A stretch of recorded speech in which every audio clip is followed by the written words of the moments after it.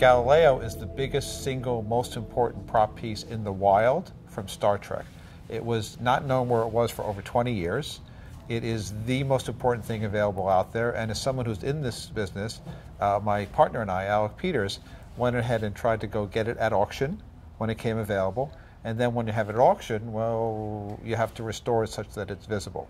The goal and plan is to get it visible to the fans and the fan community. This doesn't fit in my garage anyway, so it should be visible and out to the fan community, and be something that is enjoyable by people who would respect the original Star Trek history. Right.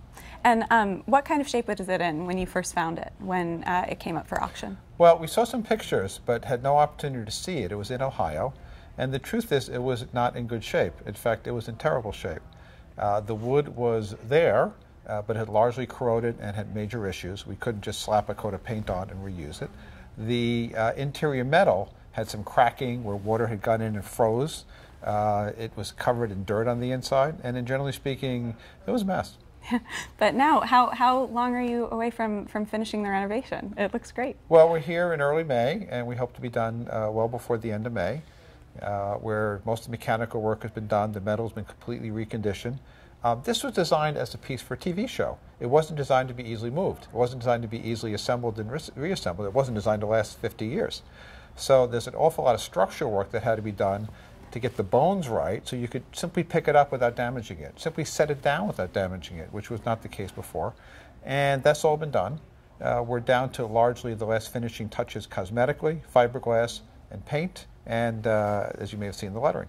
Can you tell us where you're going to be placing it once it's all finished? Well, I'm a management consultant, and I sent out a request for proposal to a dozen different organizations back in the beginning of this year, because we didn't know where it was going to go either. We're very near the end of final negotiations.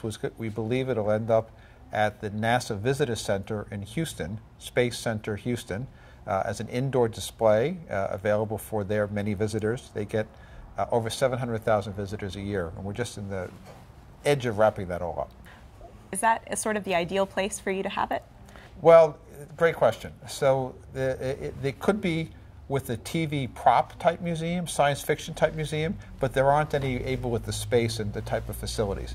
When we thought about it, the big tie of this vehicle, this is the first shuttle. This is the reason it was named the shuttle, the one that flew. And we thought that the tie to actual manned spacecraft, actual space shuttles at a NASA facility that already exists and gets hundreds of thousands of visitors was just a fabulous, fabulous outcome for the fans to be able to go see.